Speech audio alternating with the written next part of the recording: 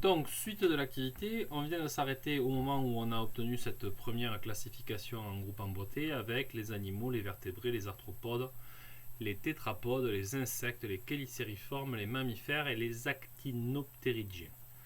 On va rajouter à ça 4 nouveaux êtres vivants.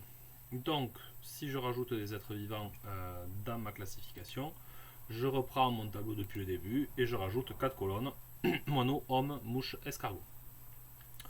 Grâce au tableau, je pouvais compléter les différentes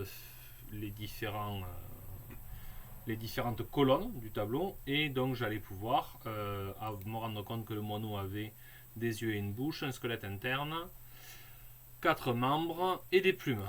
Que l'homme avait des yeux et une bouche, un squelette interne, 4 membres et des poils et des mamelles. Ça va apparaître.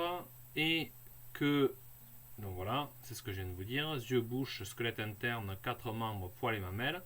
La mouche, elle, possède bien des yeux et une bouche, elle ne possède pas de squelette interne, mais elle a un squelette externe et des pattes articulées, et 6 paires de pattes et 2 antennes. Et enfin, l'escargot. Alors attention, petit piège sur l'escargot. L'escargot, il avait bien des yeux et une bouche, mais on se rendait compte qu'il manquait en fait un attribut. Et que si vous aviez rajouté des colonnes à votre tableau, il fallait aussi rajouter une nouvelle ligne qui allait s'appeler corps mou et coquille. Et ainsi, vous pouviez mettre la dernière croix pour l'escargot, car l'escargot possède un corps mou et une coquille. Une fois qu'on a fait ça, on améliore notre travail. Yeux et bouche, c'est le groupe bleu, donc j'étends le groupe bleu à tout le monde et je mets tout le monde dans le groupe bleu, bien évidemment. Squelette interne, groupe jaune, moineau et homme, je vois qu'ils appartiennent au groupe jaune. Je reste dans mon groupe jaune, moineau et homme.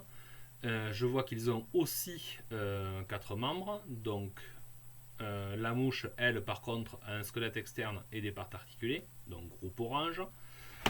Puis 4 membres du coup pour le moineau et l'homme. Dans ce groupe des 4 membres, petit à petit, je me rends compte que le moineau a des plumes, donc il va rejoindre le pigeon dans le groupe violet, alors que l'homme a des poils et des mamelles et qui va rejoindre la souris grise dans le groupe des mammifères. Et donc ça nous permettait du coup d'améliorer notre classification en rajoutant la vignette homme à l'intérieur de la vignette mammifère. Ça va aller un petit peu plus vite, mais on verra par la suite. Donc le groupe violet, le moineau fait bien partie, comme le pigeon, du grand groupe plume. Et donc vous voyez qu'à côté du groupe pigeon, je peux faire apparaître le moineau. Donc j'améliore le groupe violet et autour d'avant j'ai amélioré le groupe rouge. Je continue. Dans ce groupe rouge, l'homme, dans le groupe violet, le moineau. Je passe du coup à la mouche. La mouche vient compléter le groupe rose. Vous le voyez là, avec 2 antennes et 6 pattes.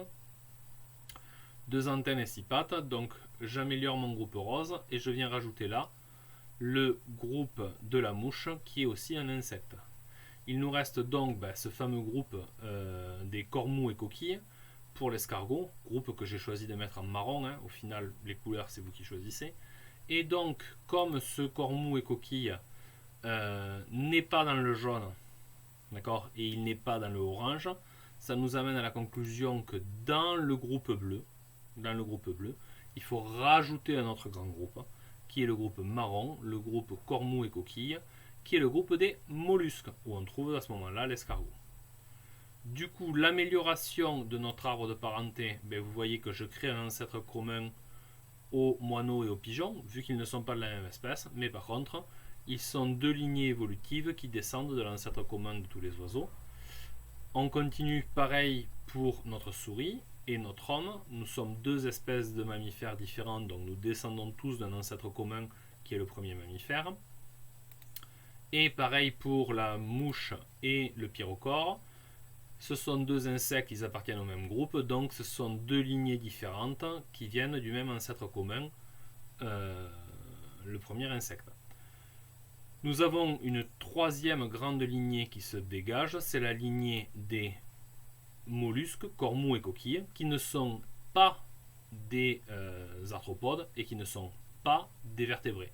Comme je ne classe qu'en fonction de ce qu'ils ont, corps mous et coquilles, ça sera le grand groupe des mollusques. Voilà pour la fin de cette remédiation sur le bonus de la classification. L'arbre de parenté n'est pas en fer, on en parlera dans le bilan. Donc de suite, je vous prépare le bilan. Bonne fin d'après-midi.